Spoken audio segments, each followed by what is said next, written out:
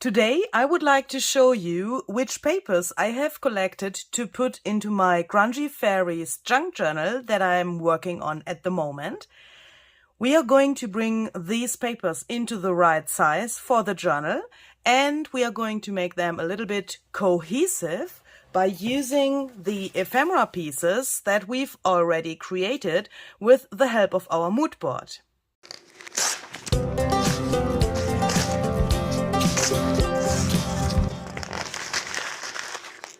Hi there, this is Luise Heinzel. Welcome to my channel Junk Journal Art. Nice to see you here today.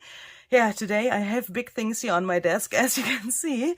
A few seconds ago I've went to my other table and I've collected the ephemera that we've already made for the junk journal, and I was really surprised that this is so much. I mean, this was laying on my desk in the mood board, and I haven't realized that this is already so much. This is really, really cool, of course, because we can use this as it is in the junk journal. So hopefully you have made some ephemera in the meantime as well that you can use for your pages now. If you don't know what I'm talking about, what mood board is she talking about, and what is this whole thing with the fairy journal, then please go to the info box below this video and check out the links that are there. There's a whole playlist about this journal that I'm working on at the moment, and there you will also find the mood board method to boost your creativity before you start your actual project. And that's what I have done before I started with this project here. I've already collected some papers from my stash, as you can see here, that I want to put into my journal. I haven't taken you with me to my shelf and to the books where I have taken these out because, yeah, I wanted to save your time and my time because it's so difficult to film in front of my shelf that I thought we can go through this together here where we have the perfect light on my table and where we are not in this dark area of my shelf. So we will go through all of these pages. I will tell you exactly what I have chosen and where it comes from so that you can find similar papers for your journal as well and get ideas where you can find paper for your journals. To get some kind of an imagination of what I want to use from my stash for my junk journal, I like to print out my digital papers that I've chosen first. So I have printed my papers here double-sided. What you can see on the one side is the Grungy Fairies junk journal pages from my Etsy shop, and on the other side I've printed the Grungy journal backgrounds. I will link these items down below for you so that you can check that out. For the Grungy Fairies junk journal pages, there's also an ephemera pack available.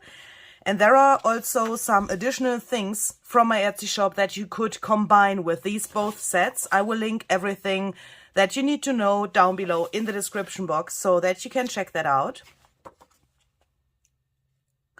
And some of you have asked me which paper I use to print out my digital papers. So this is matte photo paper, 110 GSM. This photo paper has on the one side a special surface that is made to print photos on. And on this side I have printed those fairies because I wanted to let them come out really, really crisp and clear, and that the colors are really, really good. And on the other side, I have printed the grungy backgrounds. So here, it is not so important that this is only copy paper. I mean, those photo papers, in the most cases, have only one side that has this special surface, and on the other side it's regular copy paper. Of course, you have to set your printer to print on copy paper or on photo paper if you want to print that, and then you get a good result on the copy paper as well.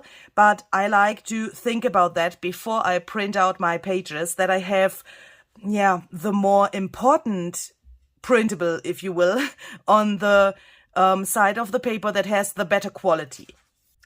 Okay, so with those pages that I've just shown you, I went to my stash and now I will show you what I have picked up without the camera because it's nearly impossible to film in front of my shelf.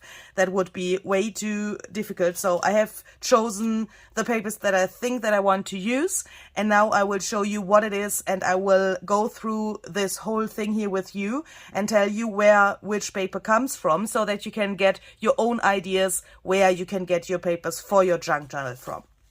So the first paper here, if you know my channel, you know what this is. This is a piece of my absolutely favorite paper.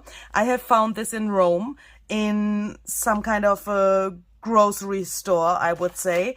And that was laying on the floor in one corner of the store. And when I have seen this, I have fallen in love with this and I had to buy that. This is some kind of packaging paper, and it's obviously hand dyed, as you can see. I don't know what this is, what they put on this, but yeah, this is so cool. The colors are so great, and this looks so natural and neutral and interesting at the same time. If you don't have access to such a paper, of course, you can also take some regular packaging paper and take some acrylic paint, for example, water that down and put that on the surface, and then press the paper like this, open it up, and you would have, I guess, a similar effect like we see here on this paper. Then I have found this book page here with this tree, and I thought this would be a really, really nice addition to this fairy theme. This is black and white, I know, but I think we have lots of mediums that we can use to, yeah, bring this into this color palette that we have in the printable. The back side is white, so we have some space here to make our own things as well. Then I have this, yeah, I don't know what this is. This looks like fabric, but it doesn't feel like fabric. It's a really, really strange material. I don't know what this is. I got this in a Happy Mail, but I thought these leaves would match the rest really, really well. I mean, this translucent look of this material is really cool, I think. And you can also, that's not a good example, but let's take one of the printable pages. You can see what's underneath because this is translucent, and I thought that this could work really, really well. So this is perhaps a trick that you can use for your own journal as well. When I find something like this and I think, oh, that could work, then I like to take one of the printable pages and put this piece like it would be in the end in the signature around the page to see what's happening. I mean, this is translucent and we can see what is underneath, but it could also be that it looks nice like this, but when we put it to the page, it looks terrible, for example. And this way you can see if this will work together, and I think this works really, really well. This is just some regular copy paper. On this paper, I have cleaned my brushes that I use for distressing. So I have these makeup brushes that I use for distressing and for stenciling and that stuff. And from time to time, of course, you have to clean those. And when I do that, I put them into a little bit of water and let them soak. And then you can put a stencil, for example, to your page and get rid of the ink by just rubbing it over the stencil. So you would not waste the ink this way. I mean, if you would wash this in your sink, then of course the ink is wasted. But this way you can clean up your brush and you can make some interesting papers at the same time. So I really like this method. And of course you can also get your Distress Oxide or normal ink color palette to your papers. That's a really cool thing, I guess. If you work with those inks, then it's really, really helpful to have such papers here, because then you have, yeah, a finished paper in one of your colors that you can just grab and use as it is, or you can put some additional things on top, and I think that will happen here. Then I have 2 or 3 blank pages. I really love to include white or relatively white, this is not totally white, I know, pages into my journals. This is just a regular lined paper from a paper pad, some grid paper. This has these light blue lines. I think we will put some coffee or other things on top of this. And then I have this relatively neutral paper that has this cute little tab here with this letter L. And I think that looks really, really interesting. I've already folded this like I want to use it, excuse me, later. So later on the page will be not so straight as if you would fold it directly in the middle. And I think that looks really interesting as well when the page is a little bit like this. Then I have some of these handwritten papers here. So these are some original papers. This, I guess, is some kind of a recipe. I'm not sure if I can read this. This says schnelle Honigschnitte. That means quick honey Schnitte. What's the word? A piece of a sweet dessert, for example, can be Schnitte. Schnitte is can be different things. I would have to read this, and it's really hard to read. Here we have Haferflockenplätzchen. Oh, I can translate that. This is oat cookies. And I thought this handwriting would match really, really well to this whole theme and also to the grunginess of the journal. So the pages are a little bit torn here, and I've also chosen this page where this piece is missing, because this can give us a really, really cool starting point for something new to create on this page. Then I have this half letter here. Don't know where this comes from. I guess I got it in a Happy Mail as well, and I really like this old writing here. So this is from 1927. I don't know what this originally was, but you can also find those original pieces on Etsy, for example, or there are also some sellers on Instagram who sell original vintage ephemera.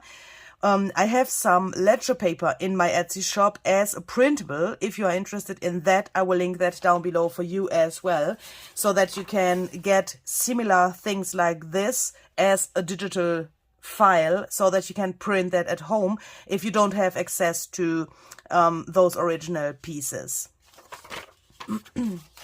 Then I think when we are talking about fairies, we have to use a paper doily as well. So I thought I want to mix up some really, really different things that all have thoughts behind them, why they are in the journal. So this is, I would say, a typical thing for a fairy journal. I mean, what is a typical fairy journal? I know, but the most people, I guess, who make fairy journals put paper doilies into their fairy journals. So I thought I would like to include one as well. But also some unusual things that I can find and that have not this typical reason to go into the journal. Hopefully that will make sense when you watch this until the end or a few minutes further. So, for example, this piece here, this page comes from a Daphne's Diary magazine, and when I saw this little girl reading this book here with this little cat, I thought, can we perhaps give her some wings or some fairy ears so that she is not a girl anymore that is reading a book, but that she is a fairy who is reading a book? Perhaps that is possible, and that's the reason why I have chosen this page, even if we have some really strange colors that totally don't fit. I mean, the inside here is really, really strange.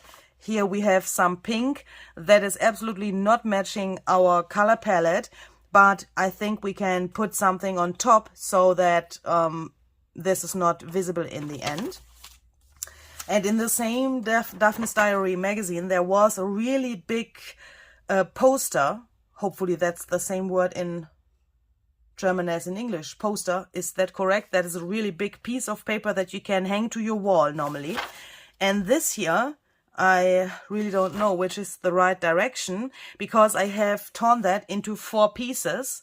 And then I got this. Isn't this just great? This matches the fairy papers so well, and also those grungy backgrounds would fit really well to this. I mean, look at this. This is so cool. This orange we have in a similar way here. There are some areas where the orange in the printable is a little bit stronger. For example, here, look at this. This matches, in my eyes, really perfectly. And I have this piece on the back side. It's white so that we can put something on top by ourselves. And here is another piece of this poster. And this originally was like this. Here you can see this painting of a woman. And I thought if we use it like this, fold it like this, then we have the face here in the corner. And I think this is enough to recognize that this is a face. I think this perspective of this whole thing is really interesting, and it works even if it's originally meant to be like this. And on the other side, when we have this page in another place in the signature, this would make sense as well, because here we can't see anymore that this is the hair of this woman of this original image. So why not putting this into the journal like this? Put a little tuck spot or something like this here so that we can tuck something in, and we have the perfect page. Then I have some tea-dyed paper, I guess. I'm not totally sure if this is tea or really light coffee. No, I think this was tea. Yeah, this was definitely tea. I was confused because of these little marks here. So I have chosen these both pages that are relatively neutral, because I'm planning to put something on top, additionally, some coffee or some more tea, to make some really extreme effects. I have 2 pages of that. Some tiny book pages. I think that's the most obvious thing to collect for junk journals, book pages. I mean, when we use the covers from an old book, for example, to make a new cover for our junk journal, then of course we have lots of book pages. And I have coffee dyed these, that they look really grungy. So I have coffee dyed a lot of book pages the other day, and I have chosen some that have already a really interesting pattern on them from the coffee dyeing. And I've already also folded them. These are some of my eco-dyed papers that I've made in one of my previous videos. If you have missed this, I will link that down below for you as well. I have used some die cuts, as you can probably see here, to bring, for example, the butterflies to these papers. So I have mixed some die cuts and real leaves. So these leaves that you can see here come from real plants. This, for example, here comes from a die cut as well. So I have cut out the die cuts, put them to my paper, and then I've made my eco-dyeing sandwich and put that into my eco-dyeing mixture, boiled that up, and after 4 hours I had these gorgeous papers. And I have chosen to put some of the originals into this journal because I think the color palette would work really well with this as well. So this for me is really beautiful together. So we have some of these, I guess 3. This is another one. Yeah, I'm so in love. This turned out so cool. Really cool. And oh, by the way, so many of you have asked me if I can put the results with the butterflies, and also I have 2 pages with a really big butterfly that was a die cut by Zizix, designed by Tim Holtz. I have used that on 2 of my pages, and I got 2 really awesome results. Way more awesome than this is.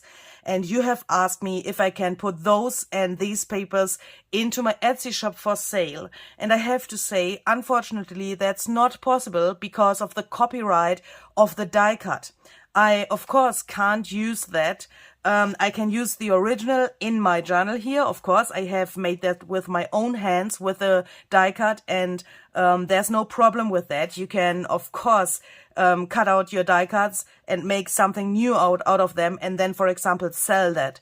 But you are not allowed to use the die cut and then make something like this and then digitalize that and sell that. That's not allowed. So that's unfortunately not possible. Yeah, okay. Then I have some things that Kerstin at House of Chaos Art has sent to me with the journals she has sent to me. So perhaps you know that those printables that I have shown you and that are the base for my journal here are made in collaboration with Kerstin. She has sent me some of her journals, and I have taken out some elements from her journals to make these printables. The Grungy Fairies junk journal kit was a wish that she had, and she asked me if I can make such a junk journal kit, and then I said to her that we can do that together, and that's why this collaboration came to life. And she has sent me not only the journals that I've used for digitalizing this, but she also was so kind and has sent some items that are loose, so that are not in her journal. So this is a paper bag, obviously. Can I open this?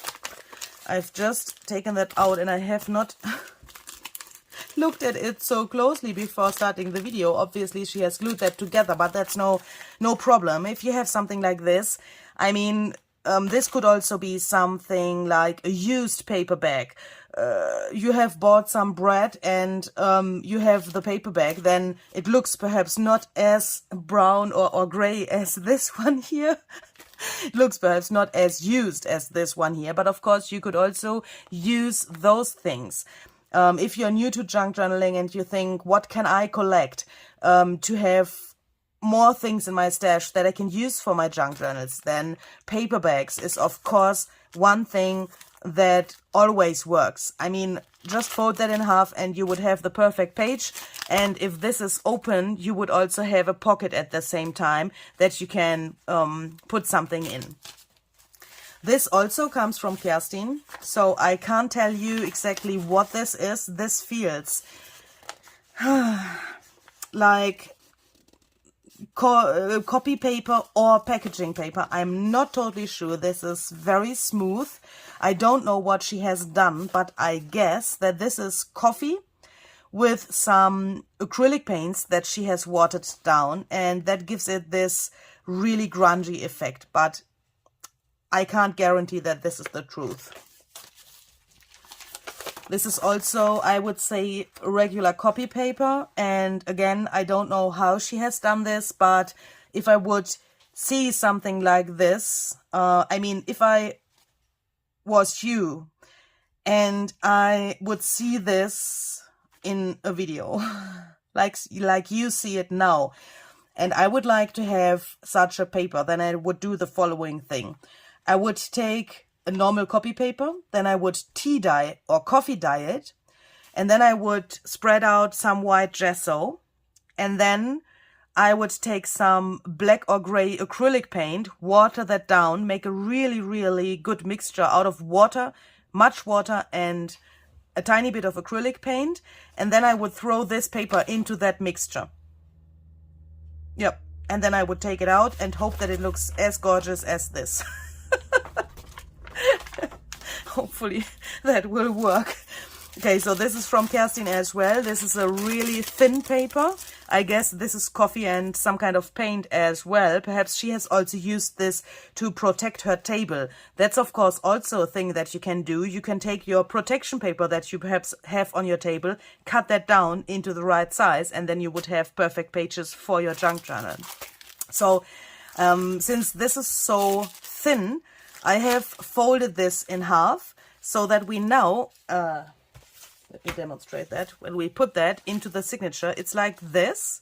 It's not so translucent than if we would only have one layer, but now we have a pocket here. And we could use this as one page, or we could sew over this Or we could just sew or glue it here and here and here, and then we would have a pocket, or perhaps only here and here, and then we would have a tuck spot.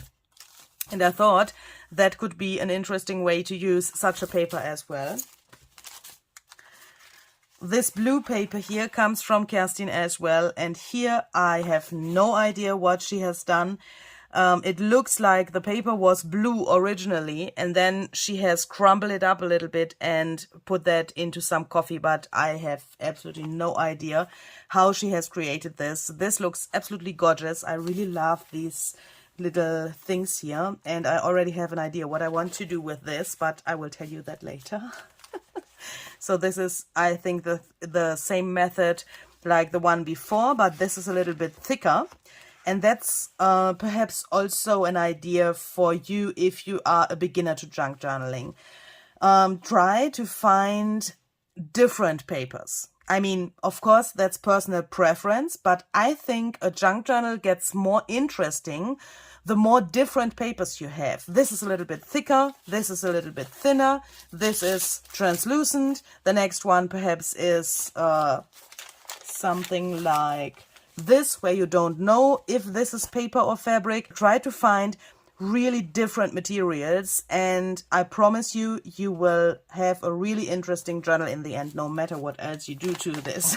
So for me, I mean, this is only my personal opinion, yeah, but for me, it's essential for the character of a junk journal that it has different kinds of papers in it, and the most possible amount of different papers. But of course, choose what you want. You do you. But yeah, if you want to hear my opinion, that was my opinion.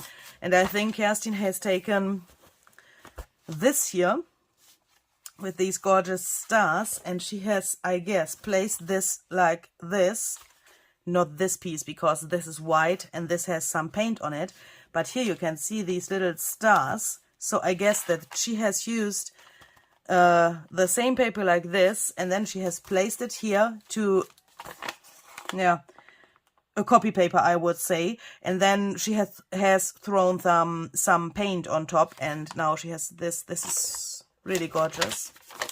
And Kerstin, by the way, if you're watching, I think you will watch the German version of this video, but thank you very much for sending this to me if you're watching this video as well. This is really, really cool to have something like this. And if you don't have such prepared papers, then perhaps it could also be a great idea to think, okay, I have seen in Louise's video or wherever a paper like this, and now I will try to make a paper like this at home. Then don't make only one of these, but make several of these.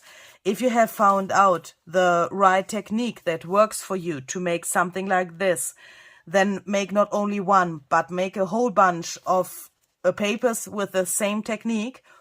And this way, if you try several techniques in the future, you will have some really different papers in your stash in a few weeks or month, or I don't know how often you can go to your craft desk and try out something like this. But this thing with collecting something and trying out different techniques, and especially with paper dyeing and, yeah, all kinds of bringing patterns to papers. It's all about some kind of a mass making process that you fill up your stash with different papers. And of course, that takes time. That can't go from today until tomorrow. I mean, when I see this, if I would have made this by myself, yeah, then I would have this technique.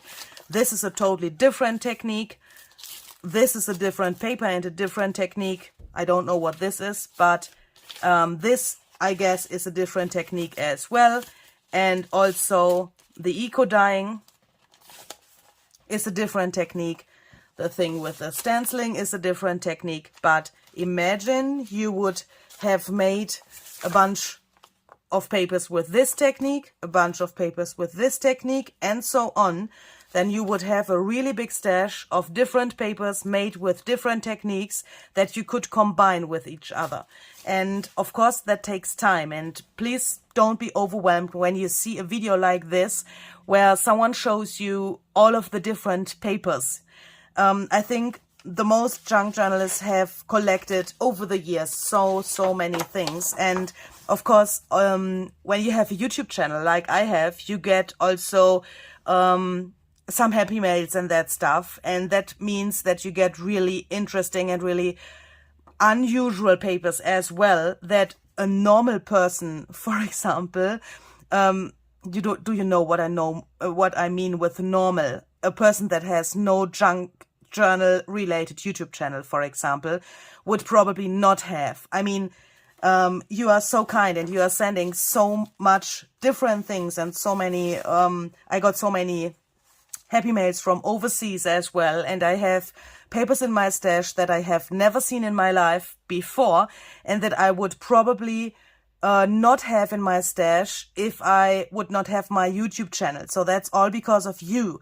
But I don't want to have you this feeling that you can't get those papers. I mean, some of those things are really simple, I would say. I mean, this is just packaging paper with some coffee on top, but this looks so interesting, and I will show you some different techniques how you can make papers like this by your own really easily. And it doesn't matter if this is a packaging paper or a sheet for €1 per sheet. It doesn't matter. You can make really outstanding papers by your own with the simplest materials. It doesn't have to be a special paper that someone has bought somewhere in a special paper shop. So if you're new to junk journaling and you think, oh, the people have so many different papers, I don't have that, I can't make junk journals. Please forget that, and please try to find those things in your daily life. So this, for example, is a page from a fairy book. I have just teared that out, and these little funny creatures, they were in my stash for a very long time, and now I can use them. And that's also something that I can recommend. Try to find outstanding things. I mean, this is a really big luck that I have this, because this fits so well. But when I got it, I haven't known that I want to make a fairy journal one day. Yeah, so if you think that looks interesting, then save it and then put that to your stash, even if someone says you are a hoarder or something like that. Don't care about that.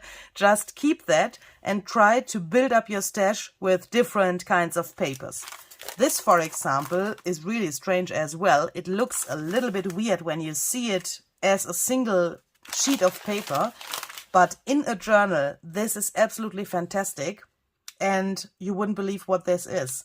This comes from a tomato packaging box. So here in Austria, or in Germany, in Europe, I don't know, perhaps in your country as well, sometimes when we go to a shop where you can buy tomatoes, then they have those tomatoes in those wooden boxes, and on the bottom of the box there are those papers here, because yeah, on the bottom there are the single pieces of the wood, and that the tomatoes can't fall through the wood slots.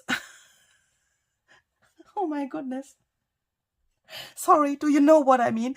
That they can't fall out of the box because of the little gaps in between of the wood on the bottom of the box. There's this paper, or a similar paper. And this, my friend here from the campsite has brought to me. She is collecting this, and she... Oh, that's so funny. She also has said to her colleagues that they shall save this paper for her. And it's a little bit embarrassing for me, because her colleagues are looking a little bit strange at her in the meantime, because she's taking all of this paper, and they must think, what is this woman doing with this paper, and they of course don't know that she doesn't need it for herself, but that she is gifting it always to me, and that is so strange.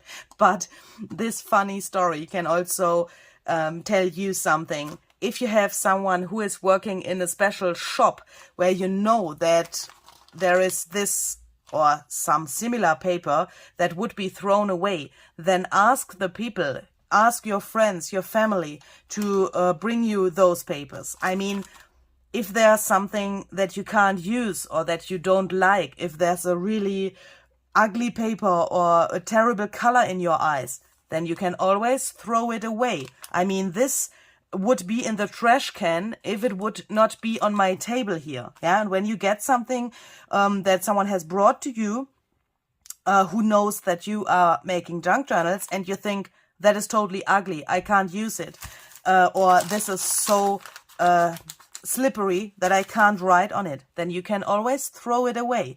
But yeah, if you don't ask, it can't come to your desk. This ginkgo leaf paper comes from a Happy Mail as well. In this there was wrapped some really cool stuff. And I don't know until now if I can make this match the rest of the colors of the printable. But I love ginkgo and I wanted to use it. But as you can see, it fits not so well. But perhaps we can throw something on top to make it match the rest. The turquoise in here, we don't have any turquoise in this printable. There's some purple and there's also some blue, but not this. It doesn't match until now, but I wanted to use it in some way, and I thought perhaps we can find a way to change that up a little bit. Then we have some braille paper that I got from Sonja, Elise Klatschmohn. Thank you very much. That is, she has found this. I mean, this woman is so crazy. Sonja is a really crazy artist. Check out her Instagram, Elise Klatschmohn. I will link that down below for you as well. She is throwing everything into coffee. And first of all, you think, oh, that sounds boring because everything that she's doing must be brown. Yes, everything that she is doing is brown, but it is so outstanding and so cool, so detailed, so grungy, that she's a really big role model for me for this journal, and not only for the journal. I mean, we are really good friends in the meantime, and she's a really big inspiration for me. She is, I think, one of my biggest inspirations and one of my best friends in the meantime. And she has found this beige braille paper. I don't know where she got that, but she is a pro in finding such things that are not only white. I mean, normally I would say, or that's only my experience, the braille paper that I know is always white, and this is in this really, it's some kind of vanilla color, and I don't know, my camera can't catch that so well, but it's a mixture of vanilla and beige, I would say, and this is so cool. And she has sent a whole bunch of these to me so that I now can use them in my journals, and I really like this, even if I can't read that. And yeah, it's really sad that a paper like this has to exist for the blind people, but I'm really happy that it is existing and that they can read this. But yeah, always when I use braille paper in my journals, it's some kind of a really weird feeling. On the one hand, I think, why the heck are there people that are blind that can't see the world and all the colors and everything, yeah, that we are talking about here? I mean, we are talking about colors. We are making color combinations for our junk journals. We are splattering with color. We are painting something and so on. We are using so much color. And there are so many people who can't see that, and we use braille paper. That's some kind of, that is making my heart really sad. But on the other hand, I'm happy that we have this for our junk journals. That's strange, isn't it? Oh, I can't think about that now because otherwise I have to cry. Okay, so then I have some things. Oh, that is not in the right order that I wanted to show that to you. So let me first check this. Yeah, so I have taken out some dictionary pages from some German dictionaries. Let me check if I have another language here. No, I think this is all German, but of course you can also find dictionary pages in other languages. So at the moment I have 2 of those bunches of papers here on my table because I'm making one video in English and one in German, and I think the English dictionary pages are in the German video paper stash thingy. And this time I have not only chosen dictionary pages because of the fact that they are nice and that they come from a dictionary, but I have found the matching words. So we have elf and elfen here, and we have, where is it? We have fee here. In this case, I have chosen the dictionary pages that have the exactly right words on them. But if here's a word like horse or a word like flower, I don't care about that. If I want to have this dictionary page in my journal, then I put it into the journal. What I'm trying to say is, if you want to make a themed journal, I would suggest to try to not stick too much to the theme. So let me show you what I mean. So I have these pages here, for example. These come from a book about dancing. And as you can see, this woman has a really, really beautiful dress and she's dancing. And when I saw her, I thought, why can't this be a fairy? Why can't I put some wings to her or some ears or even nothing?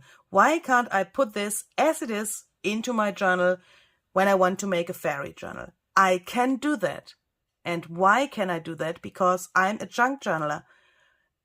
There's no rules. If you think that this fits to your journal that has this fairy theme, put it in there. Why not? There are so many people who are struggling with the theme of a journal or who are collecting papers and matching stuff over years and never start making the journal because they think that they can't find the right things that have to do with the theme. But for me, that's not necessary. I mean, look at this. Isn't this the perfect page for a fairy journal? This comes from this book about dancing as well. Why not using this? Why not using this? Perhaps you can feel what I feel behind this. This music here is coming out from the page like the singing of the fairies, like the things that you can hear in the fairy forest, for example. And I don't care about what is written here. Here, sometimes I can't read it. I mean, this is German, I can read that. But if I don't want to read that, I don't read it. I don't care about that. If I read it and I think, oh, that's an ugly text, then I can cut that here and only use this. So please try to find things that are touching your heart and not the theme of your journal. That doesn't matter. If it touches your heart and if you want to have that in your journal, then take that, because then it's exactly the right piece of paper that you could put in there. And look what I found here. Isn't she just cute? And she's some kind of flying in the air, isn't she? I mean, the stem of the flower is going until the bottom of the page and she is flying in some way. I don't know. This looks like, I mean, this shall be a flower, but this looks for me like some dragonfly wings or something like that. I mean, hold it like this, and this could also be a dragonfly, and perhaps the dragonfly is on her head and is holding her in the air so that she can fly.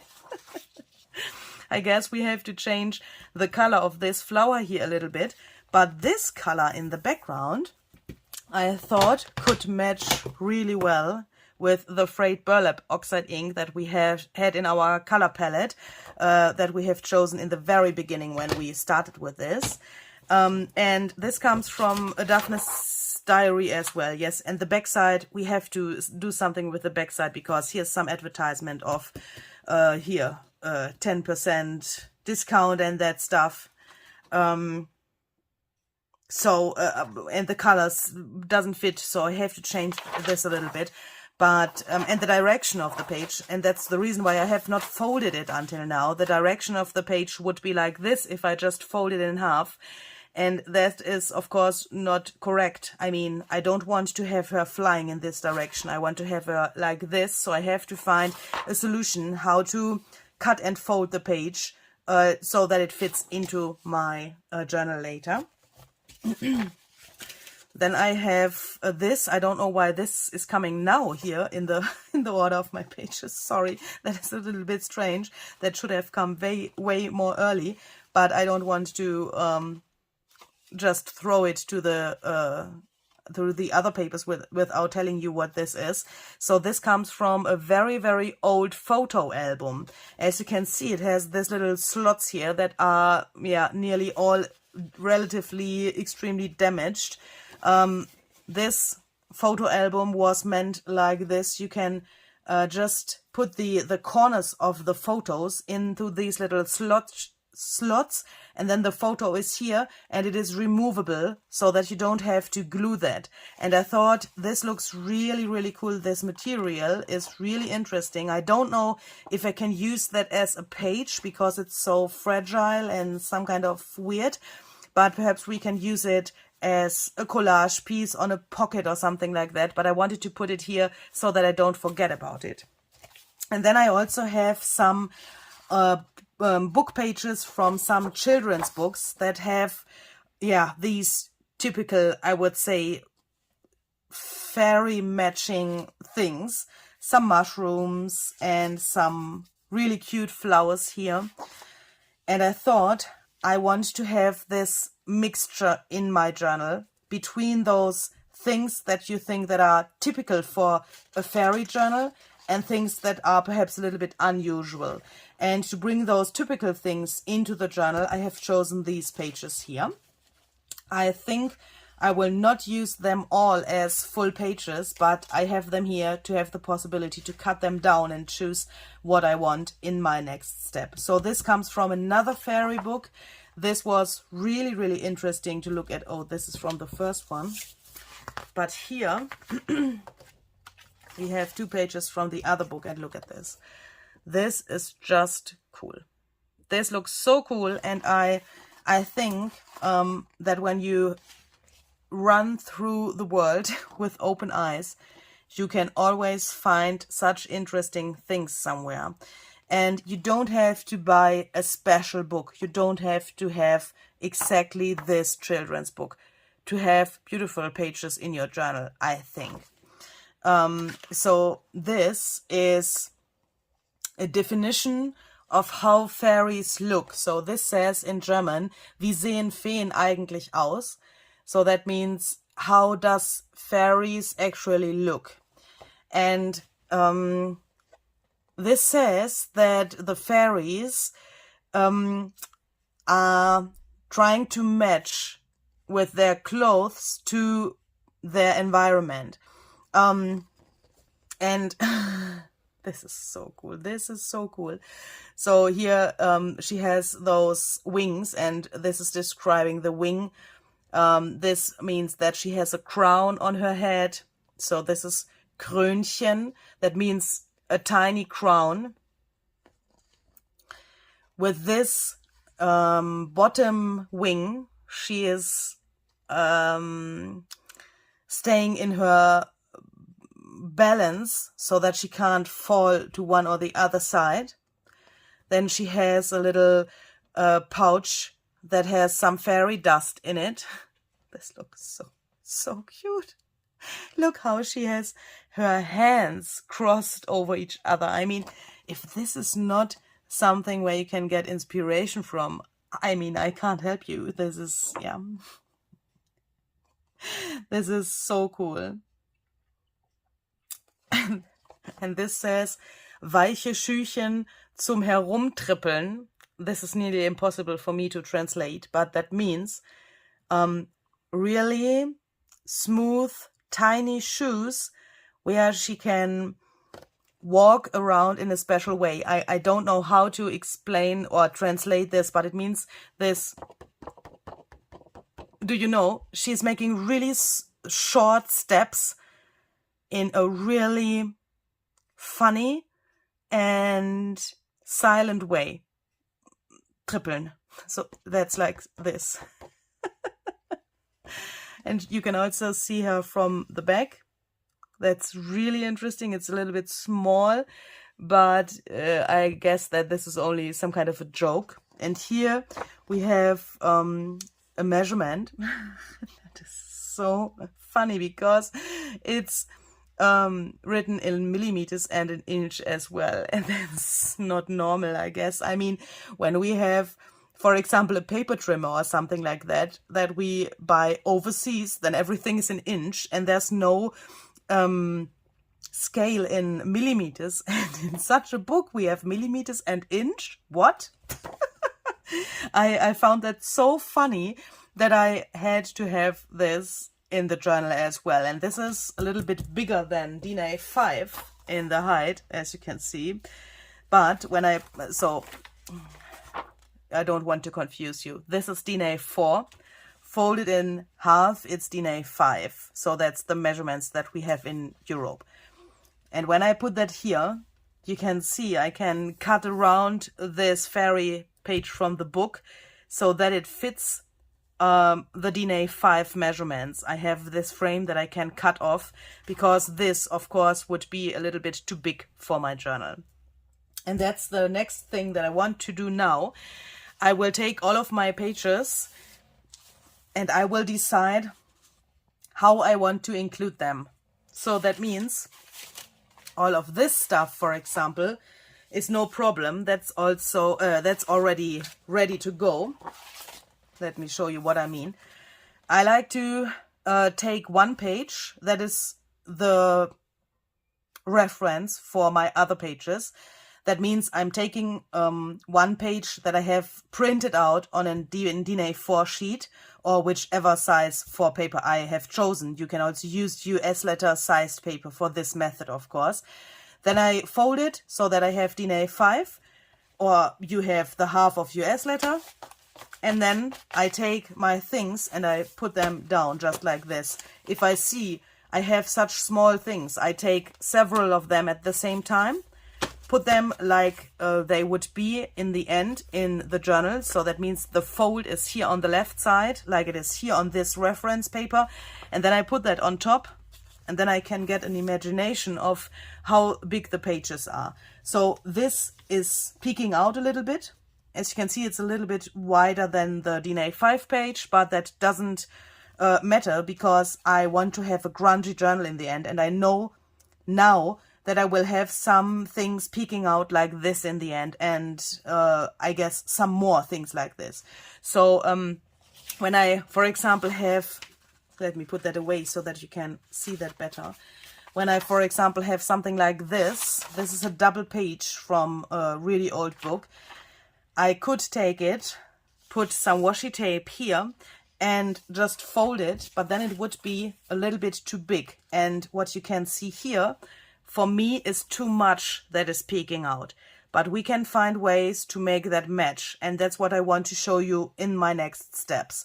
There are different ways to do that. I mean, you could now just tear that in half and fold it this way.